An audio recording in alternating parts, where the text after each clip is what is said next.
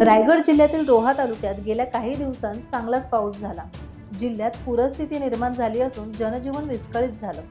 भर पावसात जिल्हाधिकारी किशन जावळे यांनी पूरग्रस्त भागातील घरांना भेट देत पूरग्रस्त नागरिकांची विचारपूस करून सहानुभूती व्यक्त केली आहे। पुरामुळे त्या सर्व कुटुंबांचे नुकसान झाले आहे, म्हणून कुटुंबानुसार पंचनामे करून त्यांना भरपाई मिळावी अशी मागणी यावेळी आमदार अनिकेत तटकरे यांनी जिल्हाधिकारी जावळे यांच्या समोर केली। प्रशासनाने चांगली कामगिरी केली।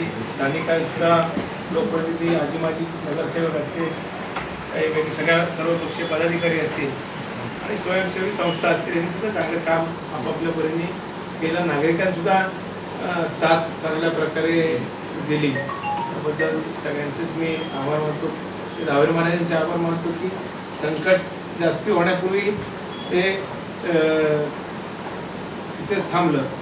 साहेब, आता पुराच्या हे पाणी ओसरल्यानंतर काही गोष्टी ज्या आहेत, काही अडचणी आहेत आमच्या, त्या निमित्ताने आपण थोड्याशा समजून घ्याव्यात आणि त्याच्या प्रकारे खाली जर सूचना दिल्या तर अधिक सोयीस्कर होईल, एवढीच माझी नम्रतेची विनंती आपल्याला आहे। त्याचबरोबर आवर्जून मी रोहा नागरिकांचा आणि अष्टमी नागरिकांचा विशेष करून आभार व्यक्त करेन सुरुवातीला, की त्यांनी आपलं तर साहेब म्हणजे कौतुक मला वाटतं, माझ्या अभिमान वाटतो माझ्या नागरिकांचा। अष्टमीच्या साहेब 4:45ची सकाळची ट्रेन, तिथं ट्रेनमध्ये प्रवासी थांबलेले होते। आमची घरं पाण्यात बुडत आहेत, पण आम्ही त्याची तमाना बाळगली। पण त्या लोकांना जवळजवळ 450-500 लोकांना त्यांना सगळ्यांना आणून सुशिक्षित ठेवून, आमचं घरात काय शिजायला मिळेल का नाही मिळेल माहीत नाही, पण त्यांच्या लोकांची सगळ्या आलेल्या जेवणाची व्यवस्था सुद्धा आमच्या सगळ्या अष्टमीच्या सर्व नागरिकांनी काल केली।